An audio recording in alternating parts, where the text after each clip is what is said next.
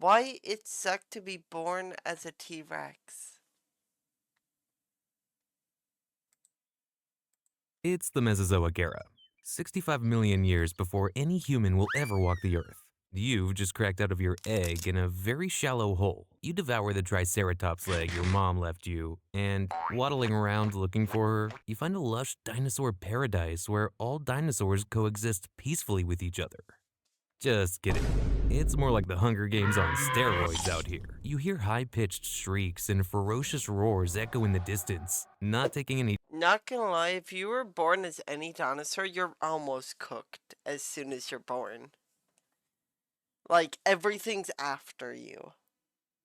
chances, you jump back into the hole and hide behind your siblings. Because hey, if anything's gonna get eaten first, it'll be Steve. That was probably your mom, enjoying a snack of her own, because if there's one thing she's good at, it's parenting. Other dinosaurs straight into extinction. The harsh truth is, you're now faced with only two options: survive or be food. Because here on the ground, everything that's bigger than you either wants to crush you, take a bite out of you, or swallow you whole. It's like a giant prehistoric buffet, and you're on the menu. Luckily, that little dino your cannibalistic mom just devoured wasn't your sibling. Your sibling is still intact. Here's the game plan for the next few weeks: hide, scavenge, and don't die. Your meals? Pretty much whatever doesn't try to eat you first. Not exactly Michelin star options, but hey, beggars can't be choosers. Lucky for you, you do have some tricks up your tiny sleeves to try and make this work. Your massive eyes give you binocular vision, helping you spot any sudden movement from prey. Your long legs and big feet let you dart and swerve around bushes faster than most predators. Your sharp baby teeth, paired with a bite force of almost 6,000 newtons, are perfect That's for tearing crazy. into your prey. One bite, and you'd slice through them like a hot knife through butter, except the butter is screaming for their life. Oh, you also have arms. By the end of the week, you've basically become a stealthy mini ninja. Your parents still bring you back the occasional lizard, but for the most part, it's up to you to survive.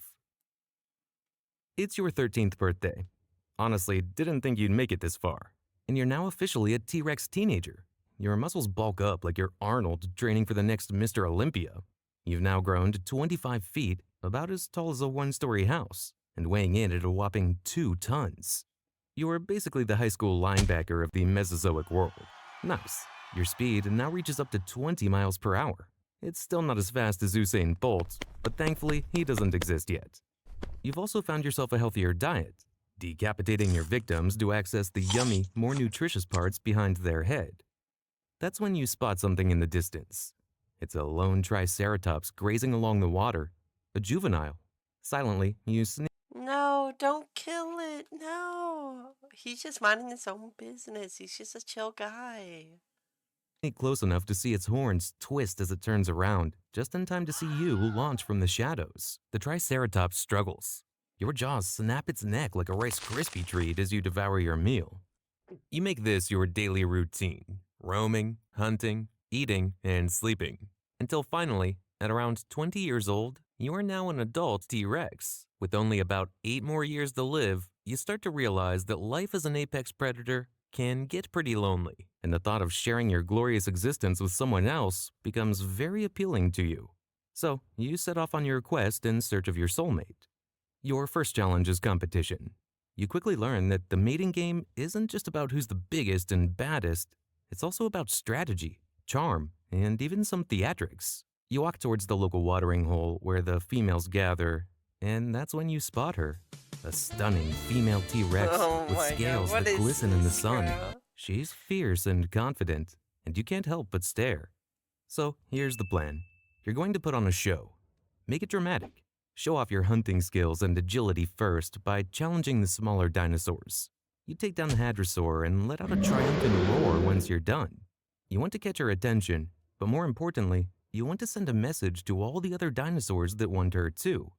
The female T-Rex watches your display, a little intrigued. But wait, don't get too excited yet. Your roar seems to have attracted other sorts of attention too. A fierce and angry adult T-Rex is also looking at you. It seems you've crossed into his territory. You really should have checked where Huh? you were before you started your performance. The ground shakes as the two of you clash, fighting tooth and nail to get the upper hand. This is a showdown that would determine the next ruler of this valley, and who gets the girl.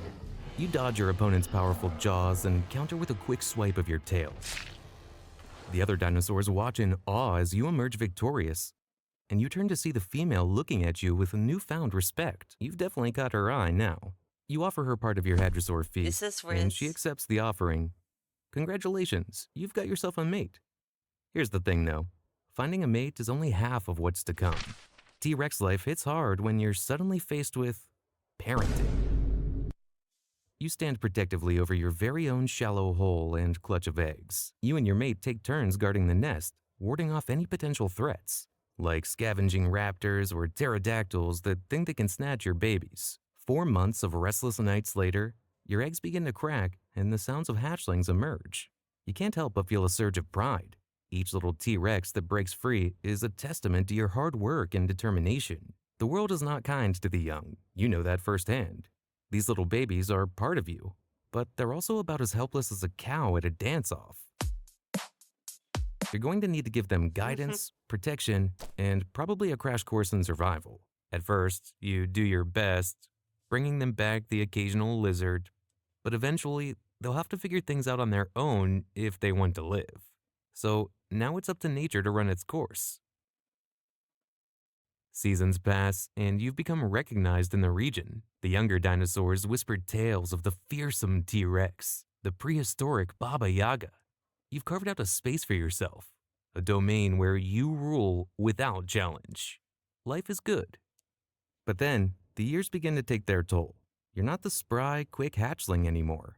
You've grown larger, wiser, but also a bit slower.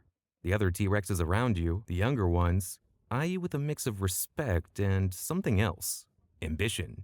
They're hungry for power, and as you age, the instinct to dominate begins to wane. You find yourself more content to rest in the sun, basking in the glory of your past hunts.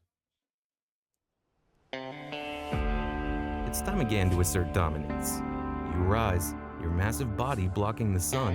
You let out a mighty roar, a sound that echoes through the valley. The young T-Rex steps forward, its roar echoing back at you. It's a challenge, louder, fiercer, full of raw arrogance. For a moment, you think about how easily you could crush this little upstart, and the problem would be solved. You've spent your whole life fighting for dominance, battling for territory, throwing down with anyone who dared to challenge you. But as you stare down at your opponent, something shifts. This time was different. As the young T-Rex charges at you, you feel your muscles ache and your mind heavy. You realize that the thrill is gone. You've been here before, over and over. Maybe you're just tired. And now it's his turn. I wonder how they know all this. Not for real, though. Tired of the constant fight, the endless noise, the same routine of proving you're the biggest and the strongest. You lower your head. The adrenaline fades. Maybe it's time to step down. The world's ready for a new king. Huh?